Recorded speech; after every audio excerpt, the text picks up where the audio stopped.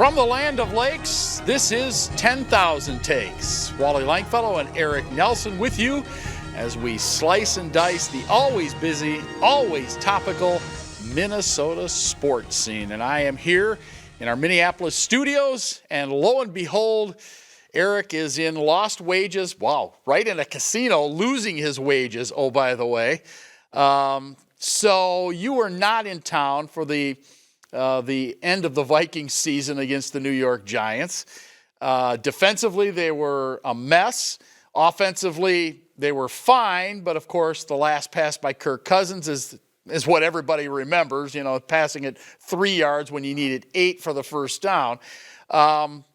Your take on what you saw from the Vikings, and is this fixable going forward? Because look, even though they won 13 football games, their defense was basically the worst in the NFL this year, and they're not advancing past the first round of the postseason. They're not going to the Super Bowl again. I mean, there's a lot that has to be resurrected here if they're going to move any further. Yeah, and I think we all knew deep down this was a house of cards. Yeah, it was wonderful that they had an 11-0 record in one-score games going into the postseason. But was it sustainable? And they finally lose a one-score game, and it comes at the absolute worst time in a playoff game against the New York Giants. There were a lot of good things that happened in this season. Anytime you're the NFC North champs, you have to be happy about that. But they weren't able to cash in. And now it's 46 years and counting without a Super Bowl. And I don't know when they're going to get back. In fact, Super Bowl 58 will be right here in Las Vegas a year from now. But I'm not counting on the Vikings showing up unless they buy tickets. It really was a bummer of a way to end the season. And as you mentioned, the defense was leaky all year. Daniel Jones gashed him on the ground. He carved him up like a pumpkin in the air. Saquon Barkley was good enough. And they have things they need to fix. And I think they caught a break too, Wally. That, first of all, Darius Slayton had that bad drop for New York, or that thing would not have even come down to the final possession.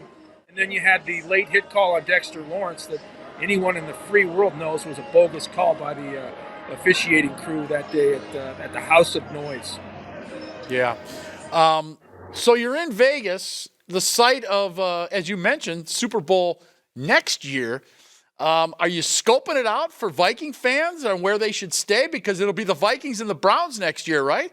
I mean, that's my dream. Oh yeah. That is at the top of every sports book out here in Vegas. I am site checking. In fact, right now I'm at the Red Rock Casino out near Summerlin, Nevada. That's a very pricey area northwest of Las Vegas. But this will be a unique place to have the Super Bowl. I mean, Vegas has done it all, right? Been there, done that. They've seen every major event on planet Earth, but they've never had the Super Bowl, and that's going to add another twist to what is a colossal sporting spectacle already. But, will Minnesota be here a year from now? And that has to be the immediate goal now. They're obviously not going to Glendale for this coming Super Bowl, but they have to find a way to fix this drought, Wally. 62 years and no championship for the Vikings. Oldest professional sports franchise in the Big Four that hasn't won a title. I mean, it's getting to the point of embarrassing. I really do think there's this purple hex out there in the universe. Well, here are some numbers for you. They have more playoff losses than any team in the National Football League. They have 31 playoff losses. That beats all. So you only get one playoff loss a year, right? So that would be half of their seasons in existence. They have lost a playoff game. And then the other one, you realize they have the third most wins among all franchises in the Super Bowl era. So since the mid-'60s, they have won as many games or more games than everybody in the National Football League except for 2 other teams. And they have not won a Super Bowl. They haven't even been to one, as you just mentioned, now in 46 plus years. This is getting draining if you're a purple follower. You're exactly right. And those nuggets there, that data you just threw out there, I think that makes the purple pain even worse. I remember going to a Minnesota-Dallas game many years ago in the Randy Moss era when they played it at Texas Stadium in Irving. And it was the headline in the Dallas Morning News before the game, it was a Thanksgiving game. The columnist said the Minnesota Vikings are in town, the best team in NFL history to never win a title. And that's still applicable all these years later, and it's only getting worse. And it adds to the misery index of Minnesota sports and the fandom. There's an ER complex, as we know, Wally, in the land of lakes. I don't think fans really think any of their major teams are ever going to deliver. It just feels that way. No, I couldn't agree more. Kevin O'Connell, I think by all accounts, pretty good first season overall.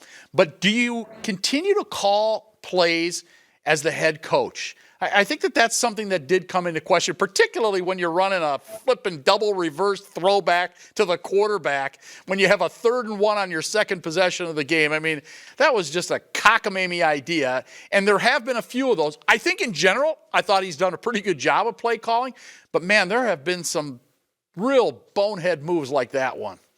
Paralysis by analysis things where coaches overthink, the scenario and they try to get too cute. That was just not a good decision by Kevin O'Connell. Overall, I mean, counting the playoff loss, he goes 13-5 in year number 1. That is the best record of any first-year Minnesota Vikings head coach in the history of the franchise. So there's a lot to build on. I think the players like this guy. I think he's able to get them to buy into what he's selling. But they have to fix the defense. The 3-4 scheme clearly did not work. They were getting gashed week after week after week. Did not really matter who the opponent was. And so, yes, Kevin O'Connell, I give him a solid B+, but they didn't exactly win the strongest division in the NFL. There were no other playoff teams out of the NFC North. Minnesota was the only one. All right, more football talk coming up. We'll chat with Larry Fitzgerald. He's been covering the Vikes for a long time. That and more next here on 10,000 Takes. Stay with us. I've been meaning to give you these for many years. I think they're perfect.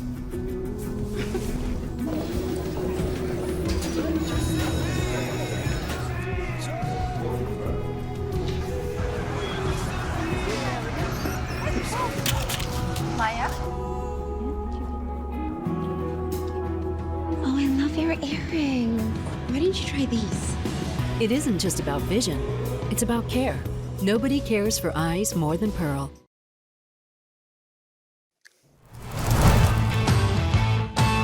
10,000 Takes and the football discussion will continue. And joining us now, Larry Fitzgerald Sr., columnist, broadcaster here in the Twin Cities. And Larry, you and I were witnesses to the debacle known as the Vikings defense this past Sunday against the New York Giants in the playoffs while Eric was swimming in the pools and whatever you do out in Las Vegas.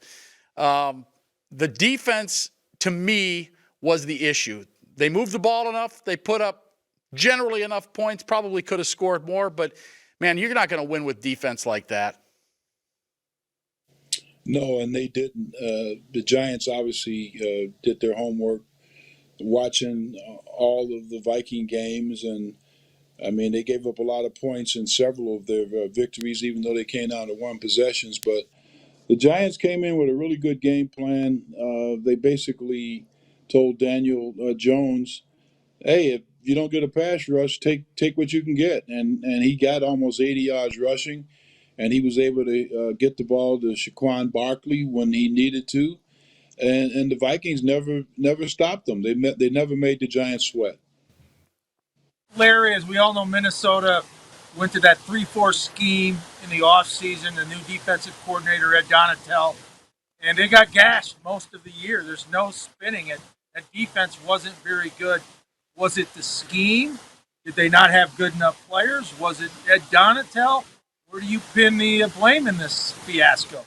Well, I was suspect of about a 3-4 defense going into the regular season, particularly when I've seen Daniil Hunter play in a 4-3 and be almost at a Pro Bowl level, getting up the field. But then you're going to ask him to sort of be a read linebacker on some plays, come up the field on others. And although he wound up with 11 sacks against the Giants, Zadarius Smith didn't do anything. I mean, he was. It's almost like whatever issues he had in Green Bay, he brought him to Minnesota because after the first 10 games or so, he kind of disappeared. I mean, he was out there, but he never was able to put any pressure on the quarterback, and that was quite evident in the playoff game because the Giants basically did what they wanted to do when they wanted to go to his side or Daniil Hunter's side, and that's why they were able to erase a 7-0 deficit, immediately take a 14-7 lead, and put a big doubt in Minnesota for the rest of the game. All right, so on that defensive side of the football, who do you think is not coming back next year? Will they bring Daniil back? Are they going to bring Harrison Smith back? What about Eric Kendricks? I mean, these are all names that have been bandied about here the last couple of days as to what the Vikings will or won't do in the offseason. What are your thoughts? Well, I think they've got serious salary cap issues right now. We know that. And they've got some big ticket items on defense. You mentioned, Daniil Hunter, Eric Kendricks, Harrison Smith. And then if you go on the other side of the ball, Delvin, Cook, they're going to have some problems being able to, put a team, at least the team that they saw win 13 games this year on the field. I just don't see it. And, tomorrow the Vikings are going to eventually talk about what happened, sort of characterize the season and that type of thing. And I think that phase one is in. They proved that they could take the roster as it was, make an addition and an amendment here and there, and put a pretty good team on the field, win 13 games. But you got to be able to stop people sometime. And that defense absolutely did not have the ability to put any stress on a quarterback or to take the running game away. And to that point, Larry, maybe it's a good thing Minnesota did not advance. I believe San Francisco, had they played the 49ers this weekend in Santa Clara, would have dropped 50 on the purple posers that they had playing defense this year. Because San Francisco, to me, looks like the clear-cut favorite. Do you agree? I think they've got the Super Bowl, DNA. Do you agree, or do you like the Eagles out of the NFC or Dallas? Well, I'm anti San Francisco, and I know they've won 11 games in a row, and my wife is real high on them and that type of thing. But the Dallas Cowboys won their first playoff game in 30 years on the road, and Dak Prescott, 4 touchdowns. He ran for another.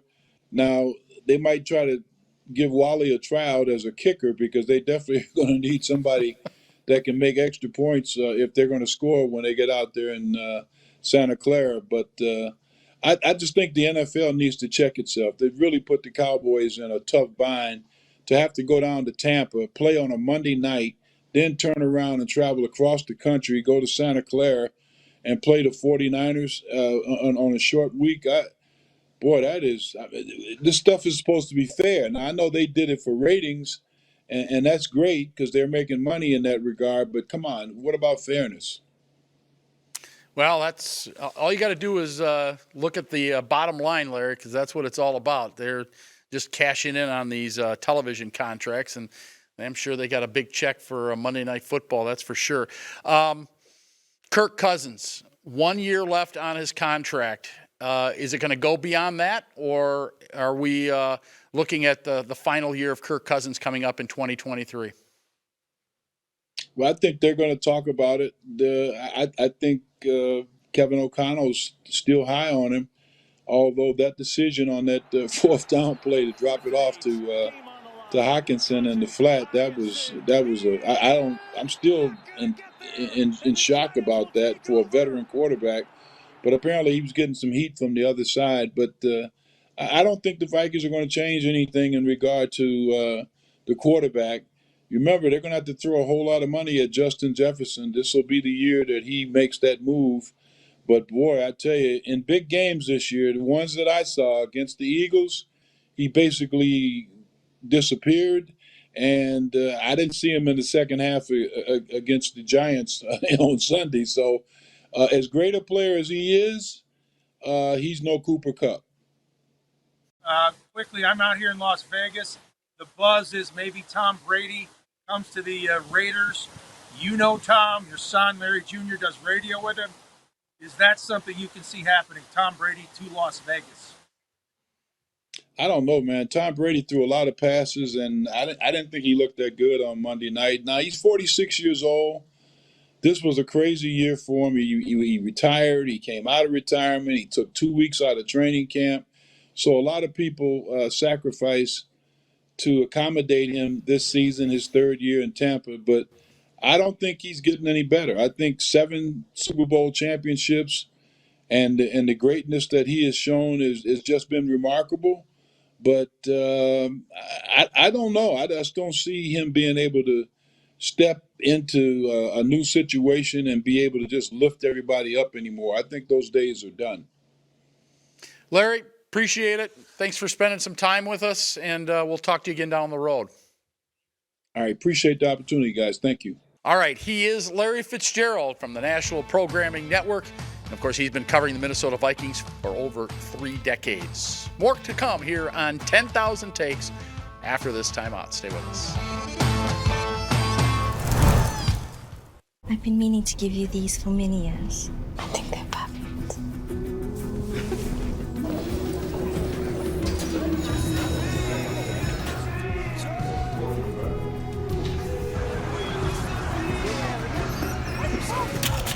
Maya? Oh, I love your earring. Why didn't you try these? It isn't just about vision, it's about care. Nobody cares for eyes more than Pearl.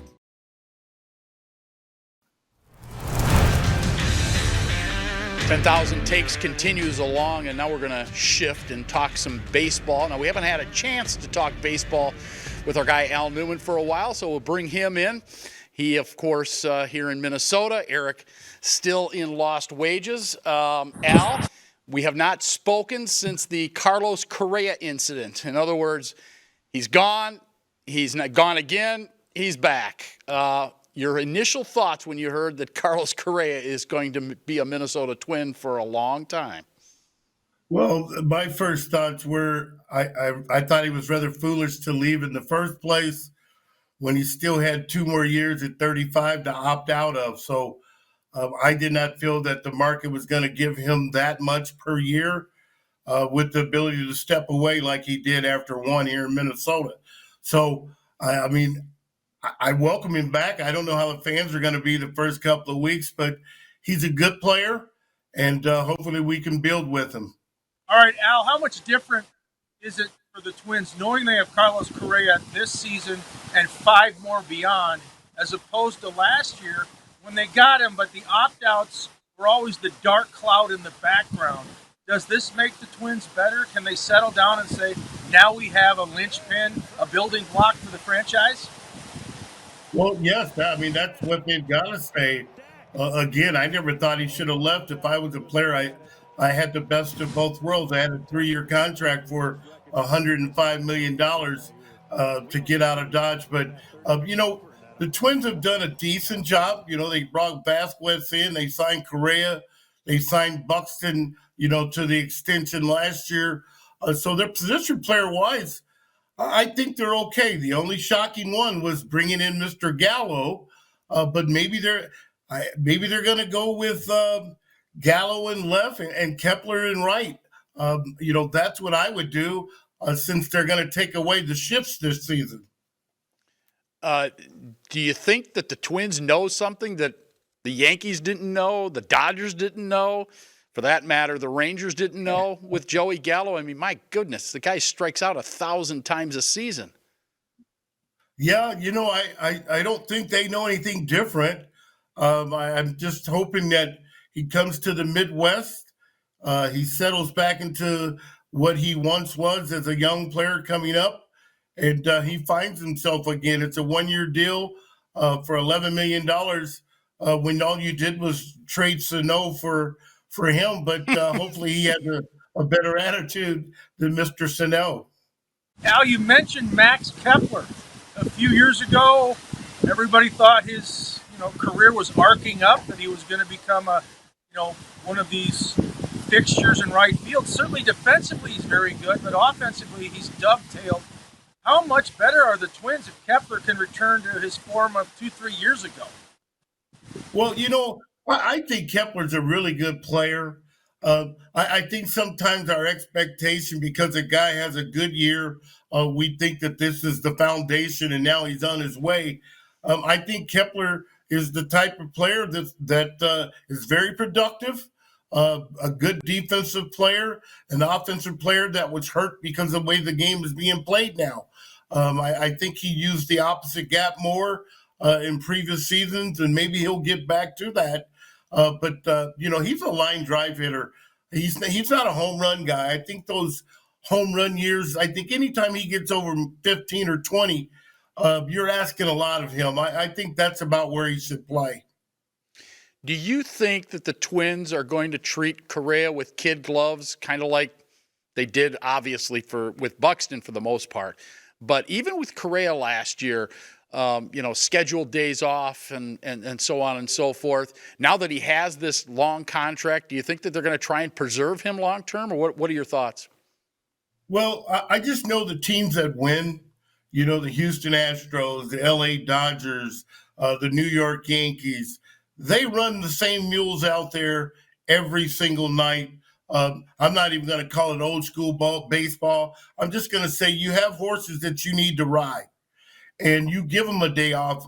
You can call it a scheduled day off, but it doesn't occur every 4 or 5 days he gets a day off. You've got to ride your horses, and I hope that this year, with a more veteran team personnel-wise, with Miranda at third his second year, all those guys are everyday players. This platoon system obviously does not work with the personnel that we have. So I hope Rocco in the front office decide to let the guys go out there and play, and then give them a suggested day off here and there. Yeah, now I think that's a great point. Rocco, Derek, and Thad, I think they need to emphasize to the group, you need to grind.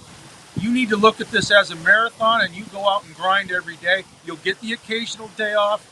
We know injuries come up, but grinding is usually what the great teams do, isn't it? Almost definitely. And in baseball, it's one of those games, and they always try to plan these scheduled days off when a day off is coming up. Well, 2 days off for a baseball player, you can lose your edge real quick in this game. No matter how good you're going, when you start messing with the ebbs and flows of chemistry and the way a player's momentum is trending at that point, that's a tough task. And I think the Twins did way too much of that here in the last couple of years. All right, now last question for you. Do they have enough pitching to ride this thing out and win at least the American League Central? Well, I always look at that rotation, and when I look at it now, you got your veteran guys, Gray, Maley, and Mayate, or however you say his name, Kenta, and then you've got the 4 or 5 young starters. So when I look at it, they've got 8 guys that are suitable for the rotation. Again, is Rocco going to let them go more than 5 innings? 4 to 5 innings. Let those guys go 5 or 6 innings, and then that bullpen can be way more effective. But I think we do have enough. People keep saying, who are we going to go get? Well, sometimes, the way I look at it, I think they've got enough to contend in the Central. And if you ride momentum and do what you can do in the playoffs, you might have a chance. Al, appreciate the insight. We'll check in with you again when spring training rolls around, which is not that far off all of a sudden. We're just a few weeks away from things getting started down in Fort Myers. We'll talk to you again soon. Yeah, no problem. Call me, guys. All right.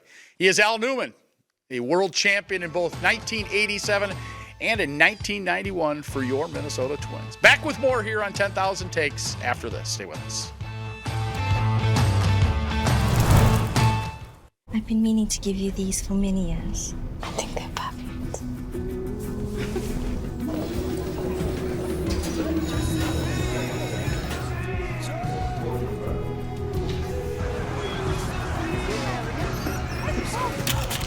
Maya?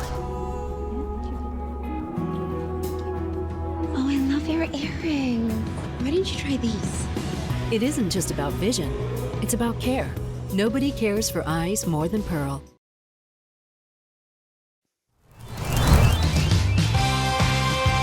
Welcome back. Final segment of this week's edition of 10,000 Takes.